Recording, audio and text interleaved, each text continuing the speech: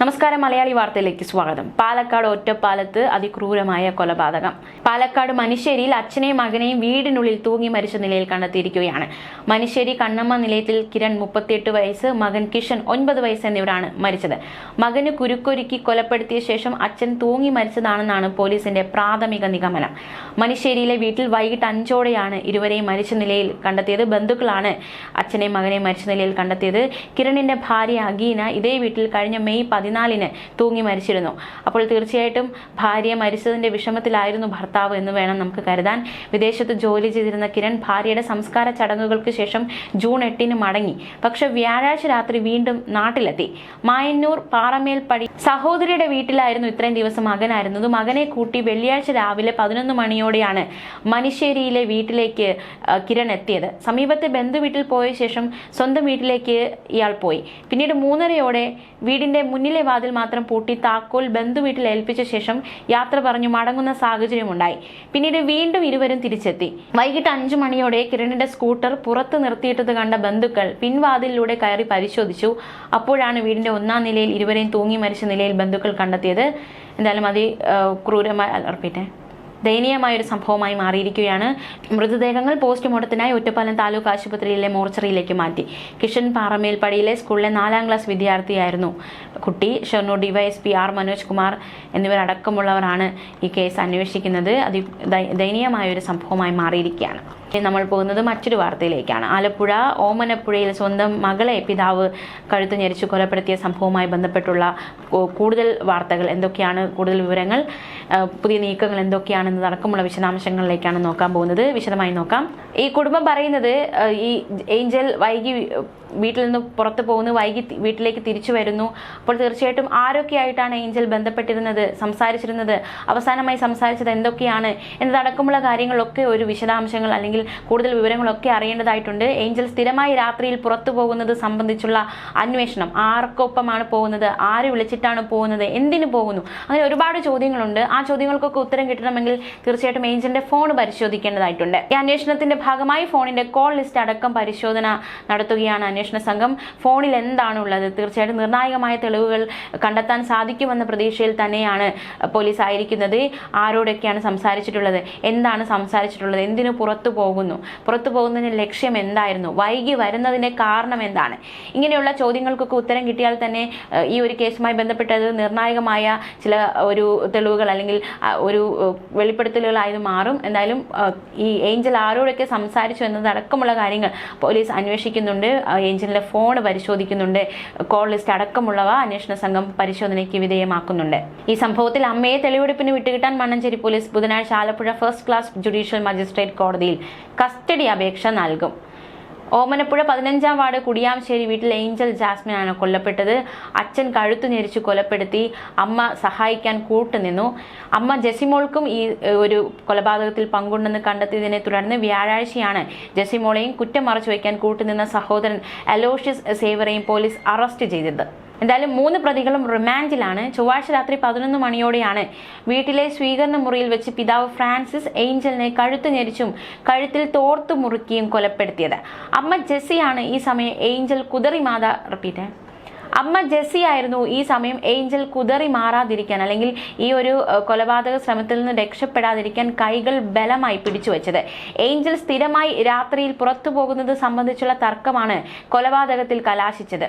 എന്തായാലും ഈ കൊലപാതകത്തിൽ അമ്മാവനും പങ്കുണ്ട് എന്നതടക്കമുള്ള നിർണായക വിവരം കൂടി പുറത്തു വന്നിട്ടുണ്ട്. അച്ഛനും അമ്മയും ചേർന്നാണ് മകളെ കൊലപ്പെടുത്തിയതെന്ന് പോലീസ് പറഞ്ഞു. പിതാവ് ജോസ്മോൻ അടക്കം 3 പേരുടെയും അറസ്റ്റ് രേഖപ്പെടുത്തി. അമ്മയെയും അമ്മാവനെയും പോലീസ് കസ്റ്റഡിയിൽ എടുത്തിട്ടുണ്ട്. നേരത്തെ തന്നെ പിതാവിനെ അറസ്റ്റ് ചെയ്തിരുന്നു. പിതാവ് തന്നെയാണ് ആദ്യം ഇതൊരു ആത്മഹത്യ എന്ന് വരുത്തി തീർക്കാനായിരുന്നു കുടുംബം ശ്രമിച്ചത്. ഈ കൊലപാതകം നടക്കുന്ന സമയം പിതാവ്, മാതാവ്, അതുപോലെ തന്നെ ഈ പിതാവിന്റെ രക്ഷിതാക്കൾ അടക്കമുള്ളവർ ഈ വീട്ടിലുണ്ടായിരുന്നു. അതിക്രൂരമായ കൊലപാതകം നടക്കുമ്പോൾ ഇവരെല്ലാം കണ്ടുനിന്നു, അമ്മ സഹായിച്ചു എന്നതടക്കമുള്ള നടക്കുന്ന വെളിപ്പെടുത്തലുകൾ. സ്വന്തം മകളെയാണ് കൊലപ്പെടുത്തുന്നത്, പക്ഷേ ചുറ്റുമുള്ളവർ നോക്കി നിന്നു എന്നതടക്കമുള്ളത് വലിയ രീതിയിലുള്ള നടക്കുന്ന ഒരു വെളിപ്പെടുത്തൽ തന്നെയായിരുന്നു. ആദ്യം അതൊരു ആത്മഹത്യയാണ് എന്ന് വരുത്തി തീർക്കാൻ കുടുംബം ശ്രമിച്ചു. പക്ഷെ പിന്നീട് നടത്തിയ അന്വേഷണത്തിലാണ് പിതാവ് ഗത്യന്തരമില്ലാതെ താനാണ് മകളെ കൊലപ്പെടുത്തിയതെന്ന് കുറ്റം സമ്മതിക്കുകയായിരുന്നു. പിതാവ് ജോസ്മോൻ കഴുത്ത് ഞെരിച്ച് കൊലപ്പെടുത്തുമ്പോൾ കുതറി മാറാൻ ശ്രമിച്ച ജാസ്മിനെ പിടിച്ചുവെച്ച് കൊലപ്പെടുത്താൻ സഹായം ചെയ്തത് അമ്മ ജെസിമോൾ ആണെന്നും പോലീസ് കണ്ടെത്തി. കൊലപാതക വിവരം മറച്ചുവെച്ചതും തെളിവ് നശിപ്പിച്ചതും അമ്മാവൻ അലോഷ്യസ് ആണ്. കഴുത്തിലെ രക്തക്കുഴലുകൾ പൊട്ടിയാണ് മരണം സംഭവിച്ചതെന്ന് പോസ്റ്റ്മോർട്ടം റിപ്പോർട്ടിൽ വ്യക്തമാക്കിയിട്ടുണ്ട്.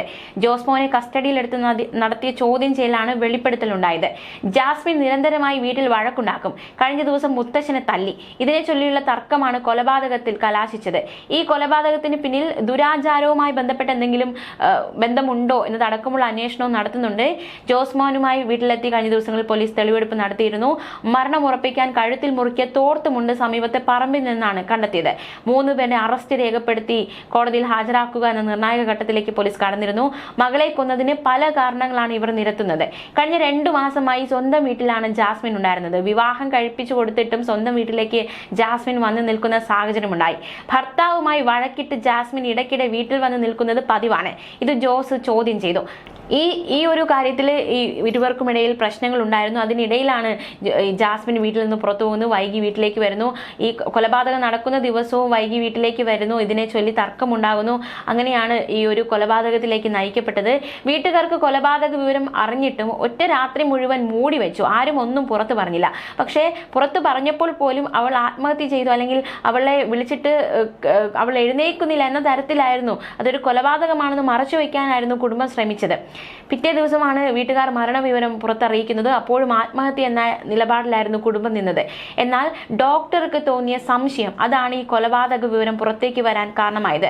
സംശയത്തിന്റെ പുറത്ത് പോലീസിനെ ഡോക്ടർ വിവരം അറിയിക്കുന്നു.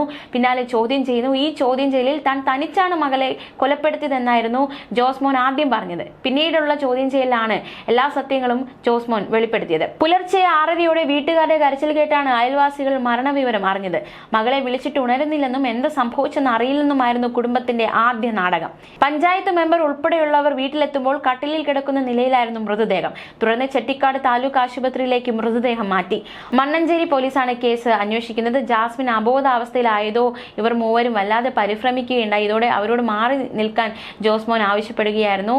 എന്തായാലും ഒരുപാട് പ്രശ്നങ്ങൾ ഈ വീട്ടിൽ ഉണ്ടായിരുന്നു. അതെല്ലാം ആളിക്കത്തിയ ഒടുവിൽ അതൊരു കൊലയിലേക്ക് നയിക്കപ്പെടുന്നു എന്നാണ് നമുക്ക് മനസ്സിലാക്കാൻ സാധിക്കുന്നത്. മാത്രമല്ല, ഏഞ്ചൽ സ്ഥിരമായി രാത്രി ഒറ്റയ്ക്ക് പുറത്തു പോകുന്നതിനെ ചൊല്ലി ഇതിനു മുമ്പും വീട്ടിൽ തർക്കങ്ങൾ ഉണ്ടായിട്ടുണ്ട് എന്ന് പോലീസ് പറയുന്നു. പ്രത്യേകിച്ച് നാട്ടുകാരിൽ ചിലർ ഏഞ്ചലിന്റെ രാത്രി യാത്ര ശരിയല്ല എന്ന മട്ടിൽ ഫ്രാൻസിസിനോട് സംസാരിക്കുകയും അത് തീർച്ചയായിട്ടും ആ അച്ഛന് ഉള്ളിൽ ഒരു വൈരാഗ്യം വളരുകയും ചെയ്തു. എന്തായാലും ഈ കൊലപാതകം നടക്കുന്ന സമയം ഫ്രാൻസിസിന്റെ പിതാവ് സേവ്യർ, മാതാവ് സൂസി, ഭാര്യ സിന്ധു അടക്കമുള്ളവർ വീട്ടിലുണ്ടായിരുന്നു. ഏഞ്ചൽ മരിച്ചുവെന്ന് ഉറപ്പായതോടെയാണ് ഈ ഒരു വിവരമൊക്കെ പുറത്തേക്ക് അറിയിക്കുക എന്നൊരു തീരുമാനത്തിലേക്ക് കുടുംബം എത്തിയത്. എന്തായാലും ഒരു ആത്മഹത്യ എന്ന നിലയിൽ ഒതുങ്ങേണ്ടിയിരുന്ന ഒരു കൊലപാതകം, അത് ഡോക്ടറുടെ ഒരു സംശയത്തെ തുടർന്നാണ് കൊലപാതകമാണെന്ന് തെളിഞ്ഞതും കൊലപാതകിയിലേക്ക് അല്ലെങ്കിൽ കൊലപാതകം ചെയ്യാൻ കൂട്ടുനിന്നവരിൽ അടക്കം എത്താൻ സഹായിച്ചതും.